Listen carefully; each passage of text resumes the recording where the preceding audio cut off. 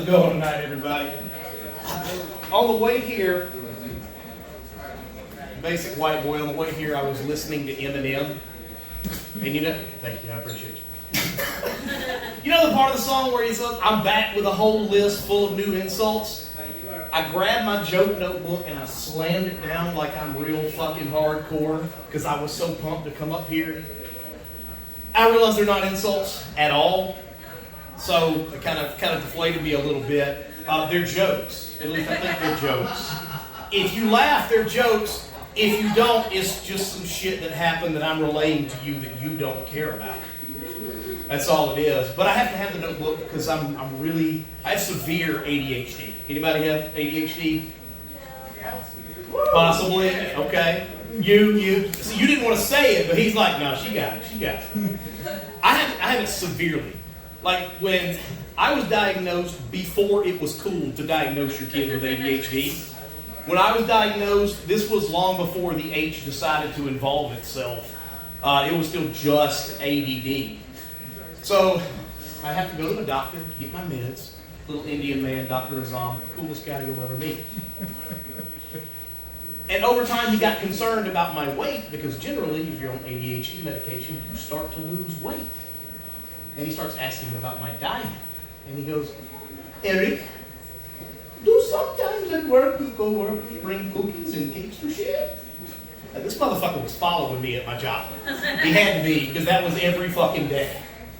And then he asked, well, how often do you go out to lunch with your coworkers? I said, well, on Fridays we like to go to the buffet.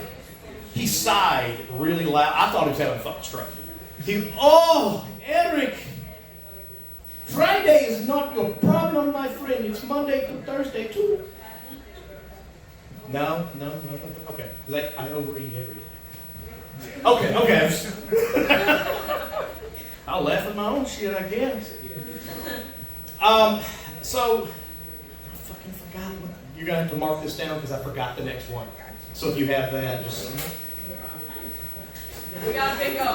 Thank you. I realized today, obviously, health is a high priority for me.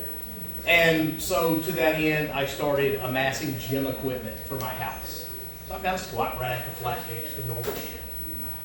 And over time, I came to realize that I was what I call 80s rich. You know what that is? You don't know what 80s rich is? Think about the shit rich people had in their home in the 80s. A hot tub, a sauna, a tanning bed, right? Over time, I had bartered and traded, and I had all three. I was 80s rich. I'd be regular rich if I could afford a fucking house to put it in. Houses are very expensive right now. Okay.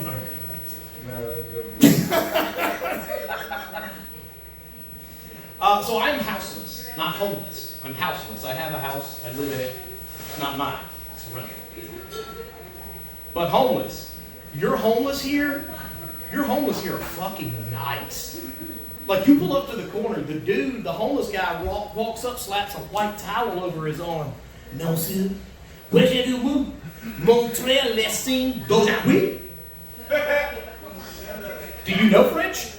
If you know French, then you get it. If you don't, use Google Translate and tell me what it means later. You don't even have to give money hand to hand here. They walk around with a tip jar. You know the big jar that she probably has back there with maraschino cherries in it? That's what they're using. If there's a nice breeze, you're just going to smell cherries. It's kind of like a little bit higher return on your homeless dollar. In Atlanta, those homeless are fucking aggressive. If you want to see for yourself, I'll tell you right where to go. I-75 North, exit 247 Edgewood Avenue, downtown Atlanta. There's a lady that I like to call Fast Franny. She's in a wheelchair. She sits at the intersection, waits for the light to turn green, and rolls herself out into the intersection to block the turn lane. So that you can't go to, you give her money. There was a dude in front of me the last time I was there, just leaning out the window, throwing change at, hey, bitch, got road. The president visited one of the weeks they were there, so they moved all the homeless off of that intersection. The next weekend, they were back. But there was a guy I'd never seen before. He had a big sign in front of him that said, "Fuck Joe." I rolled down the window one day. I said, "You mad at Joe Biden?" Who's that, man? The president. That's why you have the sign, right? I don't know who that is. So I guess there was just some dude named Joe that fucked him over one time, and he was just really still sore about it. I gave him a tanning bed. He didn't have anywhere to put it, but neither do I. DC, thank you so much. You've been amazing. Thank you.